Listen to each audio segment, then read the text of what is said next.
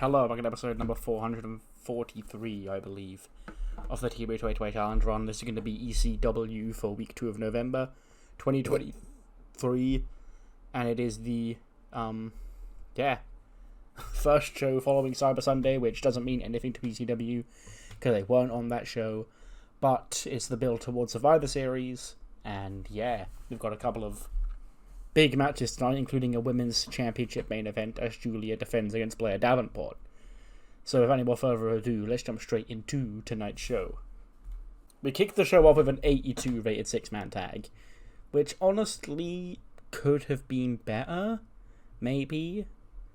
But Xavier Jr. carries the match of a 95, holy shit. It's the 6-man tag announced last week, Tekkers taking on Joman and Dudley Davis. And it is Tekkers who win when ZSJ submits Joe Hendry. Oh, apparently pins him with a saber driver. I thought he was going to submit him with a Barry from EastEnders, but no, apparently not. 82 for Dudley, 69 for Braun, 66 for Joe Hendry, 71 for Jagger Reed, 70 for Rip Fowler, and a 95 for ZSJ. And that win, I'm sure, will do Zack Sabre Jr. a world of good in his quest to become the ECW television champion. So big, but he didn't pin the champion, he pinned Joe Hendry here, because he was very much looking like a fool guy in this match. As much as we love him, behind the scenes sneak peek to peel back the curtain, he has got another song cooking up at some point soon, so you've got that to look forward to. It feels like ages since I've done one, because the last one I did, he was in the feud of Matt Cardona, which I just stole the real one, and I didn't want to put it in case it got copyrighted. So that's why it feels like it's been so long since the last Joe Hendry song. But don't worry, he's got another one in common. He's got another one in the oven. We then see Mackenzie is back. She is my guest this time, MVP and the Hurt Business. It says, last week, when the Usos came to ECW, you, on behalf of Paul Heyman, told them to, for lack of a better term, get lost. What's the relationship between you and Paul Heyman? And he goes, it's a simple employee-boss relationship, Mackenzie, okay? Paul Heyman, he's the general manager here on SmackDown. He signs the check to the Hurt Business. Okay? So when he calls upon, 3 guys to keep the Usos out of SmackDown last week, who else is he going to turn to but the most dominant group here on ECW, the Hurt Business? The almighty Bobby Lashley, the ECW Tag Team Champions, Damon Kemp and Ronnie Hughes. So, the relationship is simple. There is no special relationship between myself and Mr. Heyman. That was a dumbass question. We'll quite as easily sort out that tribal chief if he starts getting out of line. And one easy way for him to get out of line is if he thinks he's next in line for the ECW World Championship.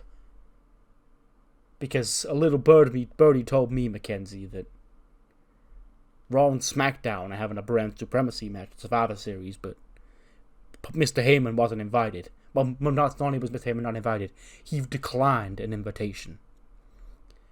Because he doesn't want to hand out championship opportunities. I know why that is, Mackenzie, because he knows the almighty Bobby Lashley would have won that match for ECW. And if the almighty Bobby Lashley wins the match for ECW, then the almighty Bobby Lashley's next in line for an ECW championship match. Not his tribal chief. Okay?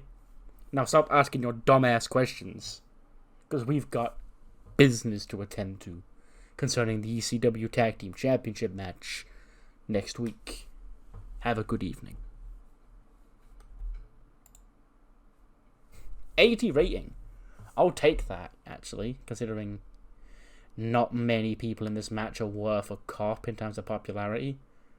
It's got elimination here. It's not elimination. It's 1-4 to the finish. And Aoi Maikawa pins Scarlett with the Brazilian kick. And Ichiban win this match to get them a shot at the Women's Tag Team Championships, which will take place next week, I believe, against Zelina Vega and Saray of My Wrestling Academia.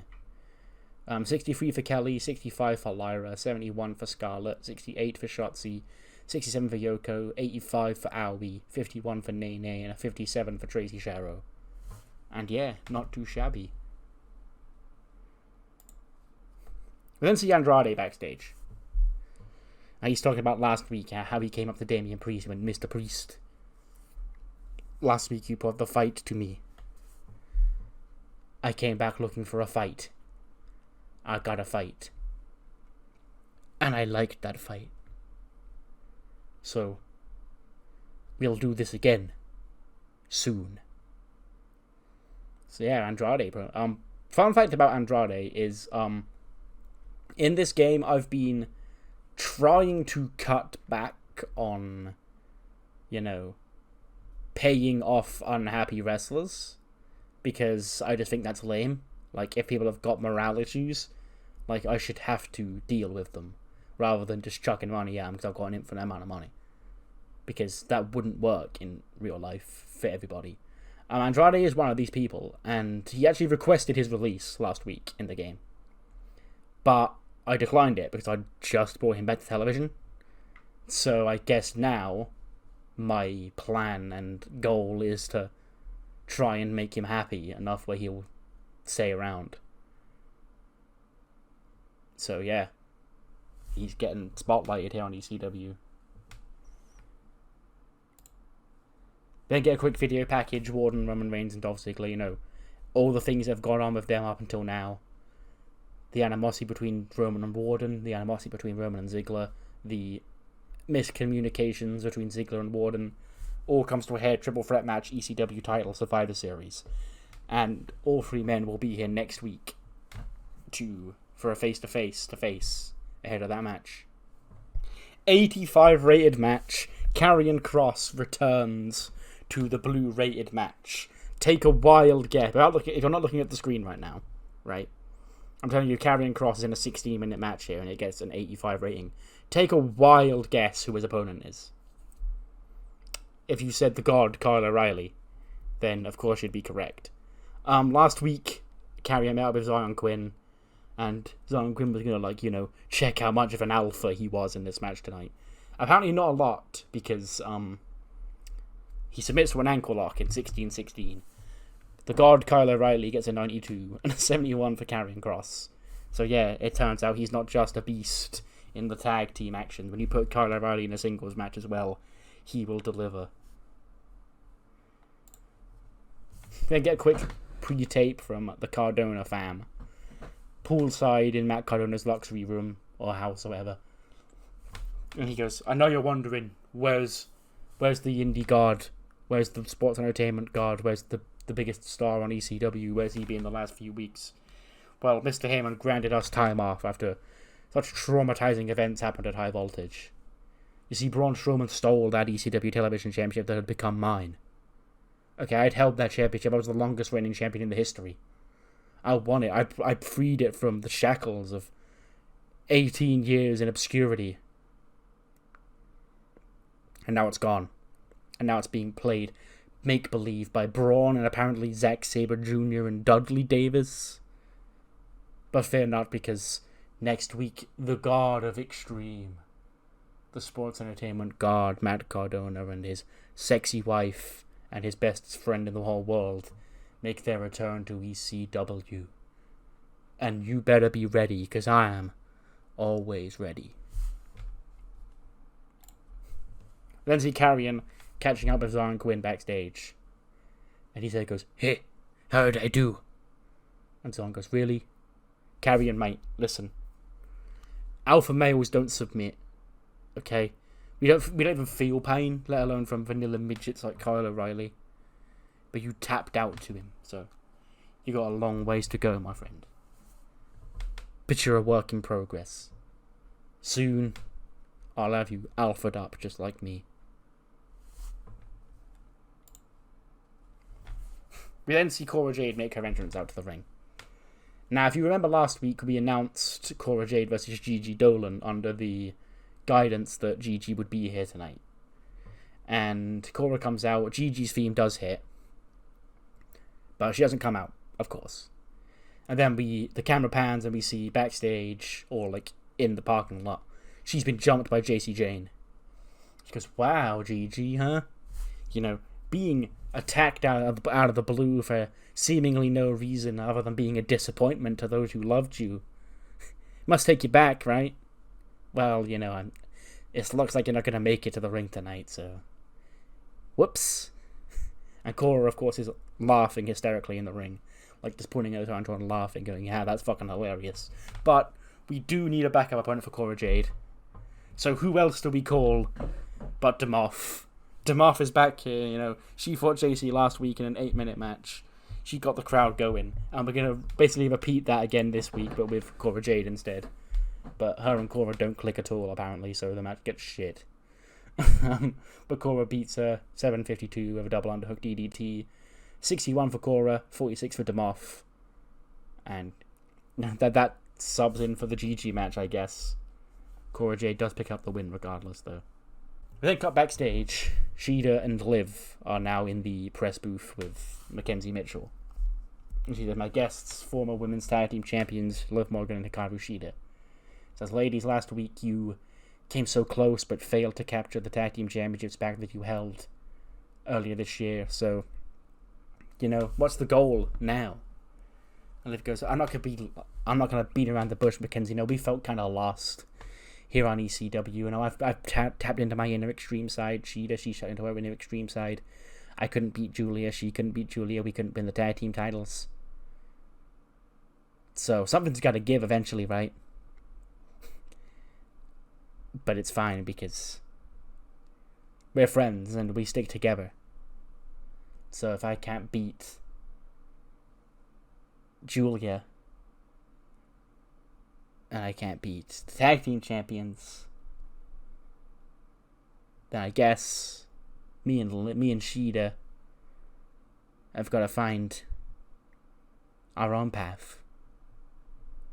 And she just sort of looks and goes, Liv, we're friends. But... And then Liv goes, but what? And it's like, Sheeta's like, well, we can't keep losing. It's not us.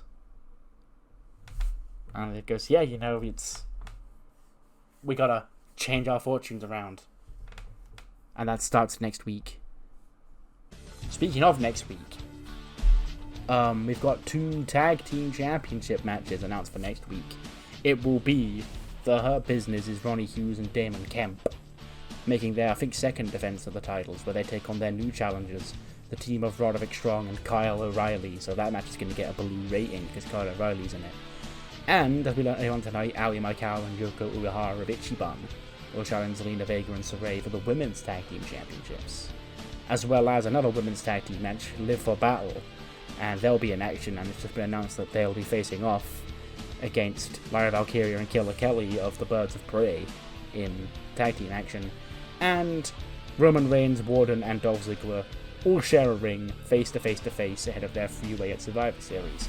Speaking of Survivor Series and 3-ways, we have that aforementioned ECW Championship triple threat match as Dolph Ziggler defends against both Warden and the Tribal Chief Roman Reigns. But that's not the only ECW Championship triple threat match set for Survivor Series.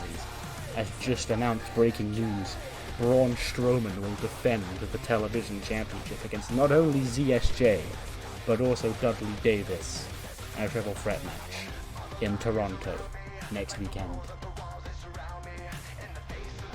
An 86 rated main event.